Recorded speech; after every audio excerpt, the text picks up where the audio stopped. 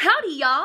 I'm Rissy, and I review things. Today, I'm reviewing the 7th book in the Horus Heresy series, Legion, by Dan Abnett. Book of twists, turns, and so many surprises. I've also designed a special eyeshadow look for this, and if you want to know more, stay tuned. But first, I must have a face as bare as the Nerthine sands. Alpha and Omega.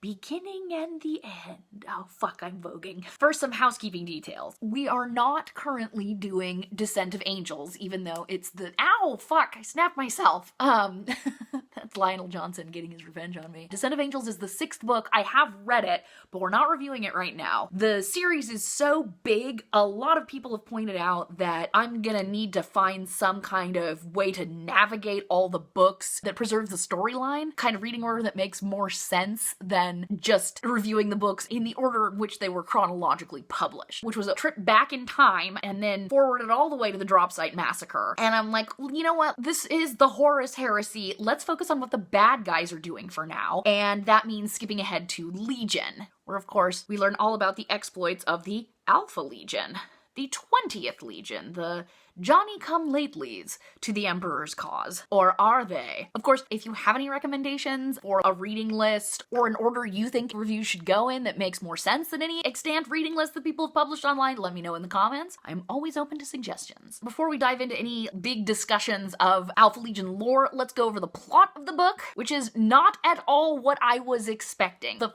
first part of this book, the first few chapters, starts off with a prologue where there's a guy named Hurtado Bronzi who is clearly being tortured for information, and he's not giving anything up. As he tells his torturers, he'll give out his name, although he does break a little bit and does mention a they, the they that he seems to be working for. But who are they? Who indeed? Then we get into, to me, the most challenging part of the book. Confession, I don't play the game. I've thought about it, but I've got a YouTube channel to support. I have to spend most of my money on skincare and makeup. I don't really have the budget for an army, at least not at this point. I'd note, one of my favorite jokes ever about Warhammer and the cost of its miniatures is when Dr. Dre was getting a divorce, people were like, damn, why is his ex-wife asking for $90 million? What would she do with that? And a lot of people were like, I hear she's trying to build a nice starter army in Warhammer. The Titans are like $3,000? What the hell? I mean, it is a lot of plastic, I suppose. So just keep that in mind while I explain my reaction to the first part of the book. These first few chapters, we are introduced to a bunch of Imperial Army soldiers and psychers as what is part of the Geno units. And we don't really find out much about what that means until several chapters in when things get explained. The first part of the book is basically like,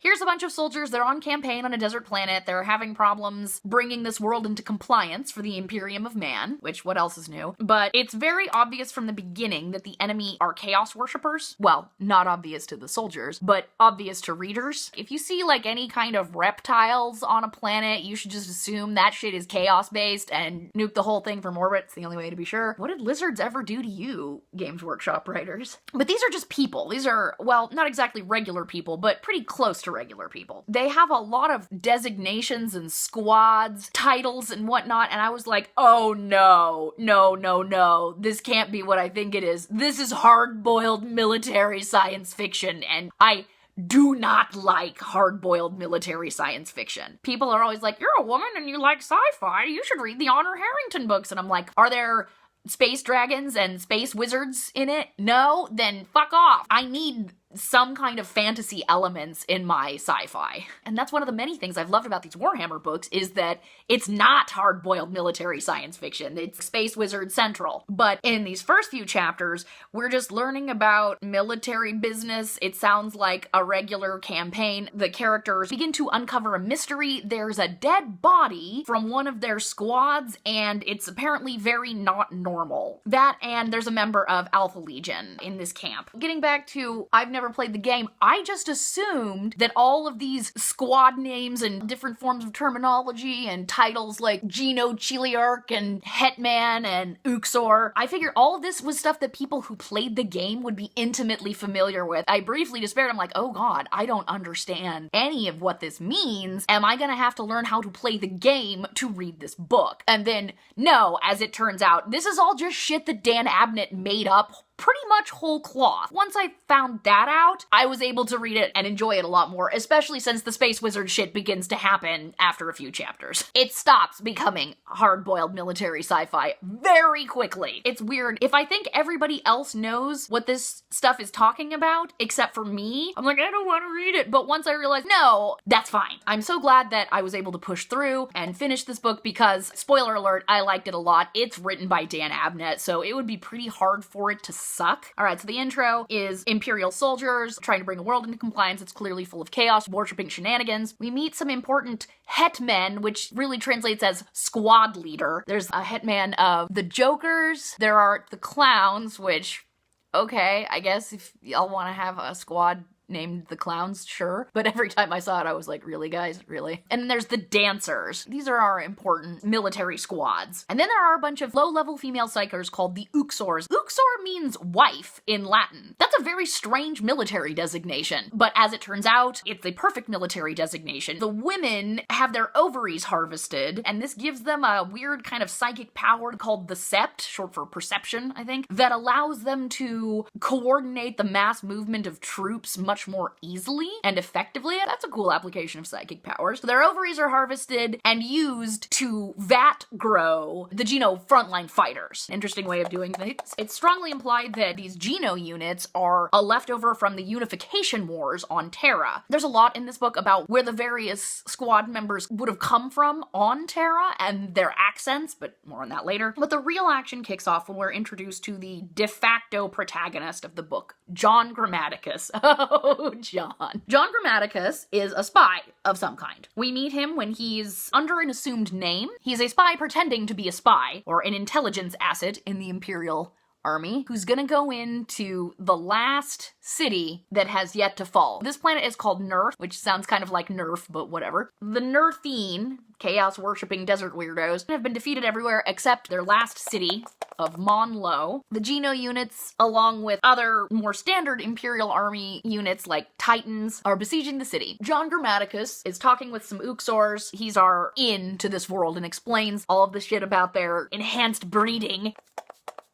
And the senior Uxor, a woman named Roxana Saie, is a hot babe. Grammaticus is thinking about how he's in love with her and he shouldn't be because he's working for a group called the Cabal. And this is the first time we hear about the Cabal, but it will not be the last. He's on this planet for an entirely different reason. He's not here to help the Imperium of Man bring this planet into compliance. Oh my no. He's here with a completely different mission. However, it's very convenient that he can tag along with the Imperial forces and then be dispatched to go into the city of Monlo, where he has to do his real spy business, but he can cover it up by saying that it's real Imperial business. What a crafty fellow he is. He's a psyker of some kind, a logokine. He seems to have some regular psychic powers. He can control people's minds a little bit, make them do shit, but it's all channeled through his voice. He has the ability to learn and speak any language after hearing it, and he can analyze the sound of a person's voice to identify them perfectly and identify exactly where they are from. And that's really cool. I will admit, amongst superpowers, the speak any language one has always been a thing that I thought would be neat. Anyway, he's falling in love with this senior Uxor. They end up sleeping together. Meanwhile, he's thinking, oh, I shouldn't be doing this, oh no. And yeah, he's basically fallen in love with a woman behind enemy lines. We're getting into John Le Carré territory. And yeah, the second John Grammaticus goes into Monlo to do his spy shit, that is when this book turns into a very tightly plotted political thriller, only with space wizards and space dragons and shit. Thank God. Grammaticus gets ambushed by the Alpha Legion, and they're like, haha, we know you have been seeking us. We've seen you fucking with shit.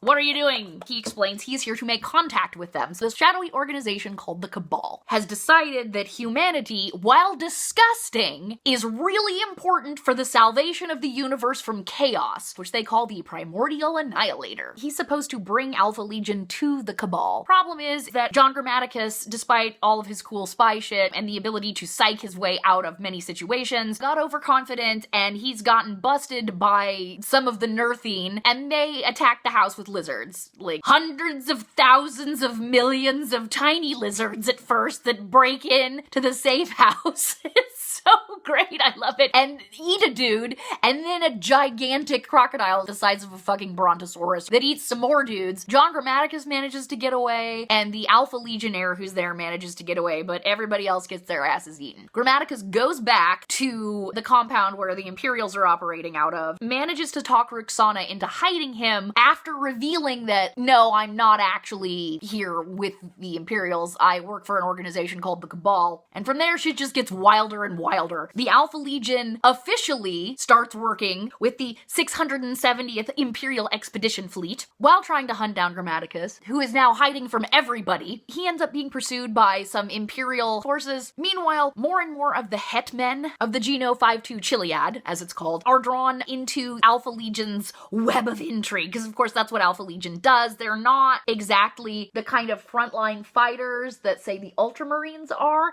They make war using extremely devious methods. This is brought up multiple times that they are not the Ultramarines. Things go so badly for John Grammaticus that he decides to give up on this mission, even though the Cabal will probably kill him. Then some scary motherfuckers from the Cabal literally show up on the planet and are like, no, you have to fucking complete this mission and recruit Alpha Legion to our cause. You have to bring them to us because the Nerthine possess a black cube. We never find out exactly what that is, but it is indeed a weapon of mass destruction. A black cube, when activated by a blood sacrifice, brings on a black dawn, which destroys the planet. And of course, since the Cabal wants Alpha Legion on their side, they need the Alpha Legion to not get destroyed in the Black Dawn. They've been consistently isolating and recruiting basically all of our main characters, specifically Hurtado Bronzy and Peto Soneca, who are close friends. They are hetmen. Bronzy is a likable rogue. Peto is much more serious, who's a very decent guy. There's intrigue within intrigue. The guy who's hunting Grammaticus also starts hunting Bronzy and Soneca because they're now Alpha Legion operatives. There's operatives of operatives, wheels within wheels, my friend. It's a political thriller with all the twists and turns you would expect from that kind of genre, and I'm starting to wonder as I'm reading this, is there any genre that Dan Abnett can't handle? Has he ever tried his hand at gothic romance? Because I would love to see that! In the end, Grammaticus finally does manage to make contact with Alpha Legion through Peto Soneca, as the Nerthine have launched a massive counteroffensive, which of course gets the Titan units in, and they are all murdered, which activates the Black Cube, which activates the Black Dawn, yada yada yada. Grammaticus warns the Alpha Legion. They actually believe him, because of course the physical evidence is all around them, the planet is collapsing. They evacuate, and they manage to convince the leader of the expeditionary fleet,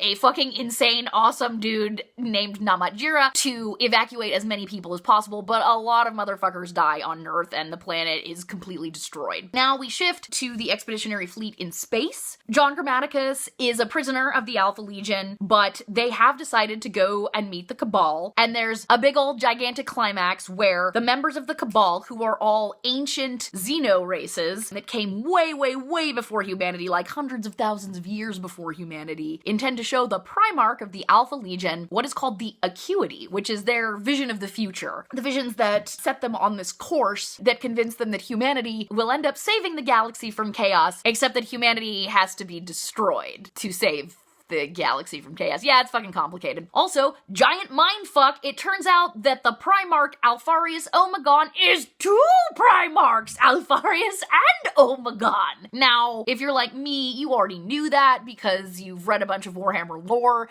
This is not news, but I can only imagine that this was quite the revelation when this book was released, because this was the first time that that information was known. I don't know if Dan Abnett made it up or if Games Workshop had just been holding this particular ace up their sleeve or what. But yeah, the Primarch of the 20th Legion is twins. Nobody knows except for the Legion. The Cabal managed to figure it out. John Grammaticus briefly figured it out because of analyzing their voices and looking at their brow ridges and shit. Alpharius and Omegon are shown the Acuity. Part of the Acuity is just the Horus Heresy happening in the first place. The Horus Heresy is totally going to happen. You can't stop it. They're basically told that you have two choices. On one hand, if you help the forces of the Imperium of Man win, the Emperor will die in this and become reduced to a creepy corpse sitting on a psychic throne. The Imperium will stagnate in 10 to 20,000 years and chaos wins. If, on the other hand, you help Horus win and destroy the Imperium and destroy all of humanity, chaos will die because they'll be starved out. Alpharius and Omegon are apparently convinced by what they see in the Acuity. They are convinced that now they have to betray the Emperor and side with Horus. They abandon the Geno 52 Chiliad down on the surface of the planet where they met the Cabal, and this planet is gonna die also. eyeshadow, and they blow up the rest of the 670th Expedition Fleet. And at the end, we see John Grammaticus, who has been revealed to be some kind of immortal, decides he's gonna walk out a fucking airlock. Total bummer ending. Holy shit, that's bleak. I love it. Love, love, love it. For today's eyeshadow look, I am basing it off of the colors of the pre-Heresy Alpha Legion. If you look in the Codex Astartes, it looks like they're just a very dark blue with green and white trim. But based on the book cover, it's actually a dark blue purple with green and then silver edging, as it's described in the book. Edging. And I'm so glad that it's actually silver, because with this artwork, with the way the ruddy light is reflecting off of the metals, I couldn't tell if it was silver or gold, and it's way too early to be doing a purple, green, and gold look for Mardi Gras. This calls for a purple, green, and silver eye look. But how to get my eyeshadow to reflect the fact that we've got 2 Primarchs instead of 1? Well, we're gonna do mismatched eyes. Oh, it's gonna be so fun. I got a really great, perfect blue purple with a bit of a metallic sheen. This is Sydney Grace's Flannel. Sydney Grace is a great indie brand for eyeshadow, if you're interested in that. And then we have Venice by Emma Cosmetics for the green. Emma Cosmetics is a Canadian indie brand. Pretty much all of my eyeshadows are from indie brands, and most of them are eyeshadow singles, which makes it a lot easier to customize an eye look rather than having to rely on an eyeshadow palette. We're gonna do this on the lid of one eye and this on the lid of another with some silver edging. I'm so excited. I've never done a mismatched eye look before. Now we can get into the really meaty shit. The context of this book, the Alpha Legion, since the game was first created, is one of the Chaos Legions. But they're pretty weird for a Chaos Legion. Unlike, say, the Emperor's Children, or the Death Guard, or the Thousand Sons with Tzeentch, they do not worship any one particular Chaos god. They don't even exactly seem to be affiliated with what's called Chaos Undivided, i.e. you're representative of all of the Chaos gods at the same time. They're a completely unknown entity in 40k. You don't know what they're going to do. Their legion is defined by constant intrigue. Intrigue within intrigues. Everybody in the legion calls themselves Alpharius, although they do have individual names, but anytime they're dealing with outsiders, they're all Alpharius. Makes things easy when they're at a party, I suppose. You don't have to remember their names. Not your typical Chaos Legion. The way they conduct warfare is not as brute force in your face as some of the other legions. They also don't appear to have any of the gross flesh change shit going on that other Chaos Marines do. Death Guard, nerdlings. And this book does a lot to explain how that could be. Of course, this has all been retro-engineered, backfilling the story of our most mysterious legion and its Primarch, who is 2 Primarchs. I don't know how the Emperor wouldn't fucking know about that, because what's the biology that's going on here? With monozygotic twins, you have one fertilized egg that splits very early in the development process. As a developmental biologist, this is something I know a bit about. When did the split happen? If these embryos developed anything like human embryos, then it would have to have happened very early, and based on false gods, we know that the Primarchs were already kind of like little dudes swimming around in their gestation tubes before they were scattered. Were there 2 little dudes swimming around in there and they just managed to hide it from the Emperor? Although, considering how weird False Gods is, I'm okay if we're retconning that. Watch my review on False Gods to learn more about how that book did not adequately explain jack or shit. But suffice it to say, Alpharius Omegon is 1 soul in 2 bodies. Very clever. To start off, we're gonna lay down the matte eyeshadows that are gonna go out here and in the crease. We're using the shimmer shadows on the mobile lid. We're gonna do black for both, just a little bit of black, just because we want this to be nice and dark.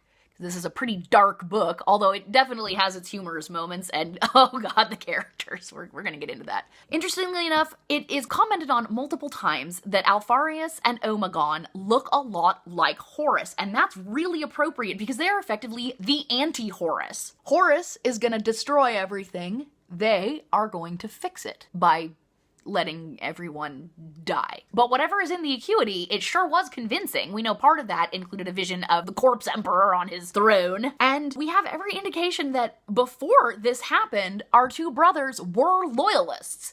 They were not in any way receptive to being traitors to the Imperium. They just insisted on making war their way. Now, they were definitely more free-thinking than a lot of their brothers. There's quite a few times when philosophy is discussed in these books. They say that that, well, the Emperor's ideal is utopian, and then they'll flip it around and be like, but utopia, it is an impossible goal to chase. Which, of course, there is utopos, the place that cannot be. So they're quite right on that. I'm gonna lay down some very dark blue on top of that black, help deepen up the crease, but in a way that doesn't rely entirely on black. This is another Emma Cosmetics shadow, and the name is Marine. How apropos. Horus was the first Primarch to be discovered, or was he? But that's another book review. Horus is first, they're last. We get back to that theme of Alpha and Omega, the beginning and the end. The beginning of the Horus Heresy is the end of humanity. I do love a bummer ending. And then it's gonna be a very dark, greenish blue for the outer edge on this eye. And of course, Alpha Legion's tactics are diametrically opposed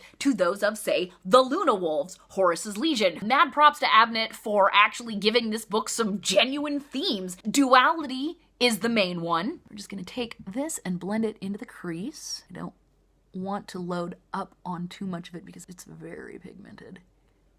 And I really just want to deepen the crease a bit. It's the shimmer shadows that are gonna take the main stage here. Duality, order versus chaos, good versus evil, light versus dark, choice versus inaction. Do you do nothing and achieve a Pyrrhic victory, or do you choose to betray everything you've ever known in pursuit of a true victory condition? Because in some ways, the events at the end of the book could be viewed as a predestination paradox, right? The Cabal have seen a vision of the future, and they're trying to bring about their version to defeat the Primordial Annihilator. But it's acting on this information that's gonna bring that future about. Is it actually a causal loop? Well, I don't know exactly about the mechanic of seeing the future in these books. Ostensibly, the future is always in motion, that there'd be no choice possible if there were only one set future, and yet, this is where the Cabal really fucks up. First of all, would they actually call themselves the Cabal? It sounds a little bit like, you know, the Brotherhood of Evil Mutants. Wouldn't they call themselves like the exalted order of ancient races that are not those gross monkey humans? Like, they really are racist assholes. Bug-faced motherfuckers. Or motherfuckers, as I should say.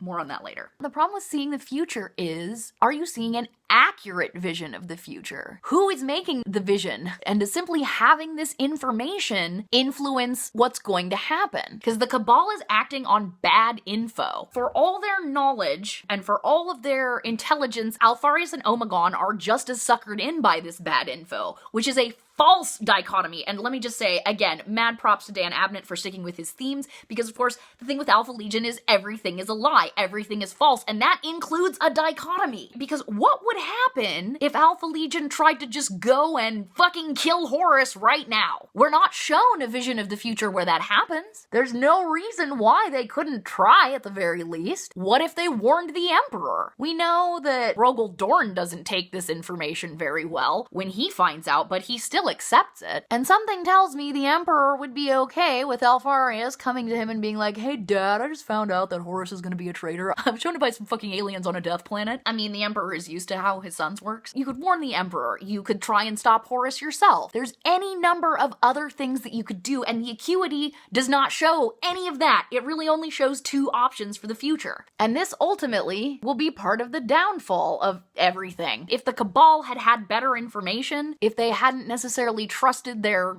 elven farseer techniques to the extent that they did, then maybe they would have seen another way out. Part of this is clearly they are very biased against humanity. If you're a sentient beam of light, I'm sure humans seem awfully like small-minded and petty to you, but maybe if you're a sentient beam of light, you seem like a big obnoxious prick to humans.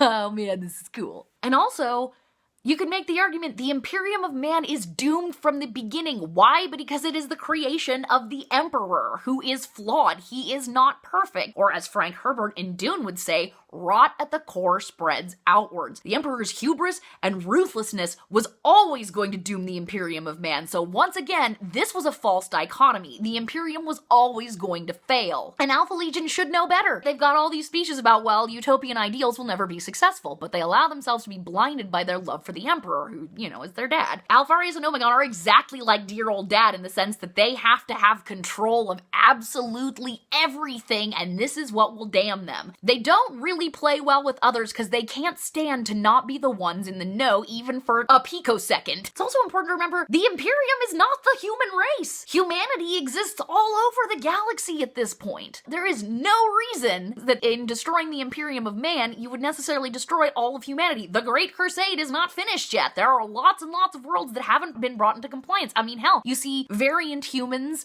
like the Interrex, if they'd been allowed to survive. How come none of that was in the Cabal's future? Well, it's probably because they were looking for a future that would allow them to eliminate humans. And of course, it has the nice side effect of eliminating chaos, but, you know, really we just want those monkey assholes gone. I think I'm gonna do a stripe of green under the purple and purple under the green, just to show that these are twins. Let's talk a little bit about the characters. So we have the Genos, who we've got the Uxors, the wives, which now that makes sense, and we know they're being harvested for their ovaries, and we've got the Hetmen. I'm not entirely sure of the connotations of that term. I wonder if it means husband or something along those lines. I don't know. Let me know in the comments. I'm starting to look a little bit like, why so serious? Of course, there are the Jokers is one of the squads in the book, so that's fine. These are the characters that suffer the most at the hands of the various manipulators, everybody from John Grammaticus to the Alpha Legionaries themselves, to their commanding officers. Pedo Seneca even refers to himself as a pawn at one point. Mongo, only pawn in Game of Life. Speaking of their commanders, let's talk about Namat Jira for a second. Ting Namat Jira is the best. He is the Lord Commander of this expeditionary fleet, and he is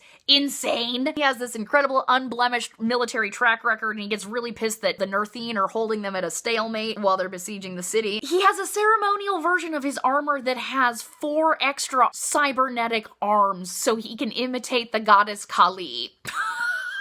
This is what he wears to meet with Alpha Legion. He has a genetically re-engineered thylacine as a pet. And this is just the beginning of his wardrobe. Oh my god, he's a complete mercurial violent lunatic, and I absolutely love him. Fabulous space peacock that he is. He comes to a rather bad end at the hands of Alpharius, who gives him at least the grace of being shot by one of the Primarchs of the Alpha Legion, so there's that. Everything is topsy-turvy. And then there's Dinah's Chain, his Black Lucifer. That's not, like, if a black person was the devil. That's the designation of his squad. They're just really hard, cruel, ruthless dudes who apparently act as like bodyguards and spy masters and whatnot. This is Moonkissed by Terra Moon Cosmetics, another incredible indie brand. I'm gonna pop this right on the middle of the eye. It's something to hopefully draw the look completely together. If I look at the screen for too long, I'm like, are my eyeballs turning upside down? I guess this is technically a halo eye look. Oh, wow, that's beautiful. Dinah's Chain is quite appropriately menacing. He kicks a lot of ass, and he gets perhaps the best warrior's death in the book. He goes out fighting Alpharius, or one of the Alphariuses, and manages to actually wound him, which is pretty impressive for, you know, a completely and totally unmodified human wielding a regular sword. This is not a chain sword, it's just a sword. And he manages to slash Alpharius across the side. It's a fucking hilarious scene. Alpharius looks down and is like, that's all you get, and then splits him in half.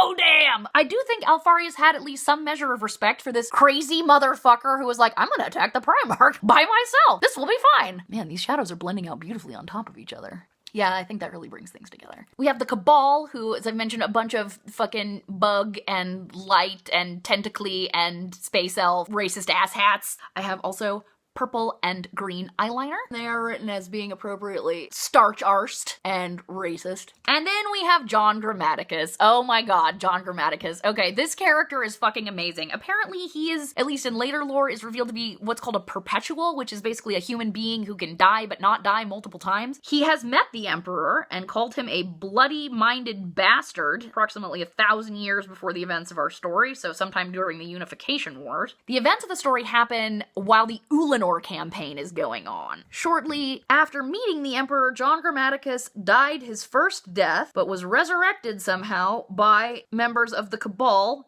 who gave him apparently a new body that can't be destroyed all that easily, which he doesn't exactly like. By the end, he's hoping that he can bring on his final death by going right out the airlock after everything is gone, well, kind of right, but also horribly, horribly wrong. He's such a cocky idiot. I just love him so much. He kind of Cato Sicarius himself. I, John Grammaticus, am the greatest spy who has ever lived. Oh no, I have been captured. Someone help me. He's extremely overconfident to the point when Dinah's Chain, the Lucifer Black, is hunting him around the Imperial camp, he leaves him a note that says, "Better luck next time." Like, John, what are you doing? He falls in love with a woman behind enemy lines, has a sexual relationship with her, and gets her involved in all of this bullshit. He just fucks up in every possible way a spy could, and of course, I'm sure that Dan Abnett has read the works of John le Carré, the great British author of spycraft novels that are far more realistic than anything James Bond was ever involved in. As it turns out, being a spy is really sad and lonely. On one hand, John does have some really cool powers, and there's some great scenes where he gets the best of people by basically just analyzing their vocal patterns, but at the same time, he is constantly fucking things up, and it's very entertaining. And he knows that he's arrogant. Have we seen the last of him? Well, that's a story for another review. Going back to the Genos, the woman that Grammatica starts sleeping with, Ruxana Saie, you think that she's basically been fridged. She gets made by Dinah's chain as being in league with someone who is not actually part of the Imperial forces, who turns out to be John Grammaticus, of course. Hurtado Bronzi and Peto Seneca get her out to the Alpha Legion, and we are led to believe that as part of the interrogation they put her through, her mind has just been completely destroyed by one of their psycho-human operatives. That turns out to hilariously not be the case. So John Grammaticus is all racked with guilt when he finally meets up with her again and is going to meet the Cabal. No, it turns out she and Peto Seneca conspired to trap John within his own plan so they could teleport the Alpha Legion to where the Cabal have their lair. Because the Alpha Legion, of course, wants to control everything and wants to meet on their terms. It's fucking hilarious. Boom! Go Dan Abnett! Also, I should note that Abnett, for all that he describes Ruxana Saie as, you know, this luscious hot babe, he also describes King Namatjira as a dismayingly handsome man, and we get all the details about the way he looks as well. I just think that's really cool. Thank you, Dan. Thank you for that. What ends up becoming of our Geno 5-2 Chiliad, now Alpha Legion operatives, we don't know. Peto Seneca is dismayed at everything he's seen, but he's still committed to the cause of Alpha Legion. And Hurtado Bronzi, of course, the scene where he's being tortured turns out to be him being tortured by Dinah's chain aboard the expeditionary fleet, and Alpha Legion allows Peto to come and rescue him, which is cool. So Alpha Legion apparently treats their human assets pretty well. What can we say about our two brothers, Alpharius and Omegon? They look a lot like each other. They look a lot like Horus. I like the way they're written. Alpharius is a very smooth operator, just the way he talks, the way he interacts with everyone, whereas Omegon, when he's finally revealed, is much more plain spoken and kind of loud. He's prone to like shouting out his feelings when he feels them. I do like that there's a contrast, not necessarily a good versus evil twin, but a blunt versus a concealed twin. They've been dragged into this never-ending war and not realizing that they're gonna get totally fucked by it just like anybody else, but that's part of the bummer ending. Makes things feel very realistic. It's got that John le Carré vibe of you're fucked. You're all fucked. You are all going to be the victims of something much, much, much larger than yourselves. Including, it is implied, the Cabal at some point. Do I have any complaints? Well, I have some critiques, shall we say. This book shares a lot of structural similarities with False Gods by Graham McNeill, the second book in this series. False Gods fell on its goddamn face when it shows us the flipping of a Primarch, Horus, to the dark side because he's been shown a vision of the future and what's going to happen to the Imperium of Man. And that's the exact same thing as what happens in this book. And much like as in False Gods, this book needed to be about 50 to 100 pages longer because the part with the acuity and when we meet the Cabal, the visions and whatnot, it happens very, very quickly right at the end of the book. And we're not shown nearly enough. Come the fuck on. Show us what the Cabal has seen of the Horus Heresy. Give us the lurid descriptions of the fall of the Imperium or the destruction of humanity. Let us see what they're seeing, at least a bit. Now, you have to leave some mystery because, of course, this is a vision so great it basically shatters the minds of two Primarchs, but still, I wish there had been more. However, unlike False Gods, Dan Abnett's character building for Alpharius and Omegon is solid enough that you believe it when they flip. It is not at all unconvincing. You just kind of want more of it. I would say that this book triumphs where False Gods fails, simply because we've gotten to know our characters better, and of course the prose is better. Although speaking of the prose, it's very clear these books needed better editors. There are all kinds of just little errors that I was seeing that would have been picked out really easily. Again, if I can spot it and I'm not an editor, imagine somebody who is a professional editor. The Central Intelligence Center, couldn't you call it the Central Intelligence Hub or something? Just little shit like that is all over the place and it bothers me. But that's a very minor nitpick. All right, I think I'm gonna get a little bit crazy with highlight. I think I'm going to go into that silver and we're gonna use that. We'll see what happens. Oh boy. Oh, I may regret this. Oh well, I don't care. for the Emperor. Although this is silver and not gold. It's just back to that theme of duality. I'm gonna spread that out. So I have silverly edged myself. And when all else fails, go over it with your makeup sponge. It'll make things blend together much better. Kind of a final note. In this book, our Geno units swear by using the word fug instead of fuck, obviously. Fugging this, fugging that, fug you, that sort of stuff. I am normally extremely annoyed by made-up swearing. In The Wheel of Time, whenever a character says blood and ashes, what my brain registers is Mark Wahlberg in The Happening going, ah, cheese and crackers. That's what it fucking sounds like. It sounds like it was badly dubbed, because that's not how people swear. I fucking hate made-up swearing. However, fug is close enough to fuck. It starts with an F, it's one syllable, has a harsh consonantal ending. I think it actually does work pretty well. It joins the pantheon of frel and frack, other sci-fi versions of fuck, that actually work pretty well. I wanted a blush that was fairly neutral because I really don't want to do anything to take away from the eye look. Same for the lips, a very similar color. However, at the very end of the book, Namet Jira calls the commander of the Imperial Navy, who's in charge of orbital bombardment and the like, a piece of shit. He slaps him and calls him a piece of shit. If shit, why not fuck? Is this like a PG-13 thing where you can say shit at least a couple of times but you only get one fuck, so you really better make it count? Speaking of which, considering how often we are told that Alpharius and Omegon make use of human operatives, they totally fuck. There's no way they don't. Are there strict rules at Games Workshop? You're not allowed to say fuck, but you get one shit per book? I suppose it's one of the many mysteries of Alpha Legion, and we may never know the truth. Because I don't think the word fuck has been used in any of the other books. I'm pretty sure shit has at least a couple of times. But major props to Dan Abnett for being able to make a made-up swear word that doesn't set my teeth on edge. Little lip mask action for lipstick. I tried to find something that would match the blush as closely as possible, and again, that's more of a cool tone neutral. But let's get a little more of that silver edging, shall we? Every time I say edging, I laugh. I'm sorry, I'm a 12-year-old. All right. So here is the final look. I think everything came together really well. I've never done this type of eyeshadow look, and while it's a little bit disconcerting, I think it works pretty well. I really like it. It does not look Mardi Gras. It does look a little bit Jokerish, but that's, I suppose, entirely appropriate for our poor, poor Genos. I'm so happy with this look, and I'm so happy with this book. I really enjoyed Legion. It was not at all what I was expecting, which is entirely appropriate for a book about Alpha Legion. Let me know what you thought about it in the comments. And now, of course, I'm going to record the beginning of the video, so the last shall be first, and the first shall be last. Bye, y'all!